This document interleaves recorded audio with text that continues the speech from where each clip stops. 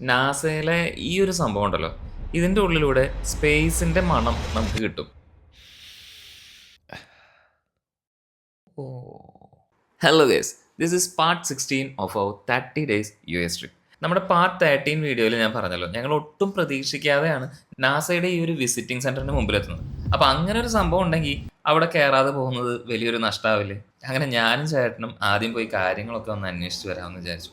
ഞാൻ ശരിക്കും ഭയങ്കര എക്സൈറ്റഡ് ആയിരുന്നു. കാരണം ഇത് ഒട്ടും പ്രതീക്ഷിക്കാതെ കിട്ടിയ ഒരു ജെമ്മായിരുന്നു. അങ്ങനെ അവിടെ നിന്ന് കാര്യങ്ങളൊക്കെ അറിഞ്ഞ ശേഷം ഞങ്ങൾ പോയിട്ട് ബാക്കിയുള്ളവരെയും പോയി കൊണ്ടുവന്നു. അകത്ത് ഒരുപാട് കാര്യങ്ങൾ കാണാനായിട്ടുണ്ടായിരുന്നു ട്ടോ. പിന്നെ സെന്ററിന്റെ പുറത്തായിട്ട് നമുക്ക് ഹിസ്റ്റോറിക് ആയിട്ടുള്ള റോക്കറ്റ് ഡിസ്പ്ലേസും സ്പേസ് ഹാർഡ്വെയർസും ഒക്കെ കാണാനായിട്ട് പറ്റും.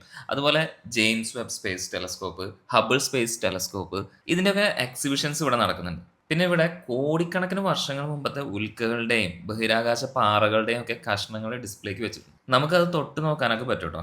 പിന്നെ ഇവിടെ ഇങ്ങനെ പ്രസ് ചെയ്താല് നമുക്ക് ഇവിടെ ഒരു മണം കിട്ടും. അത് ബഹിരാകാശത്തിന്റെ മണമാണെന്നാണ് പറയുന്നത്.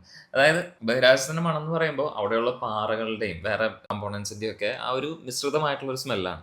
അത് കഴിഞ്ഞ് ഇവിടെ നമ്മുടെ സോളാർ സിസ്റ്റത്തിനെ കുറിച്ചും സ്പേസിനെ കുറിച്ചും ഒക്കെയുള്ള വളരെ ഇൻഫോർമേറ്റീവ് ആയിട്ടുള്ള ഡിസ്പ്ലേസും വീഡിയോസും ഒക്കെ ഇവിടെയുണ്ട്. പിന്നെ സ്പേസിലെ ഒരുപാട് കാര്യങ്ങളുടെ ഇന്ററാക്റ്റീവ് സെഷൻസും നമുക്ക് ഇവിടെ കിട്ടും. അങ്ങനെ മൊത്തത്തിൽ പ്രതീക്ഷിക്കാതെ ഇങ്ങനെ ഒരു കാര്യം നമുക്ക് എക്സ്പീരിയൻസ് ചെയ്യാനായിട്ട് പറ്റി.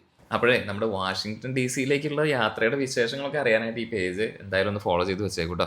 എന്നാൽ ഇനി അടുത്ത വീഡിയോയിൽ കാണാം ഗൈസ്. Okay, by.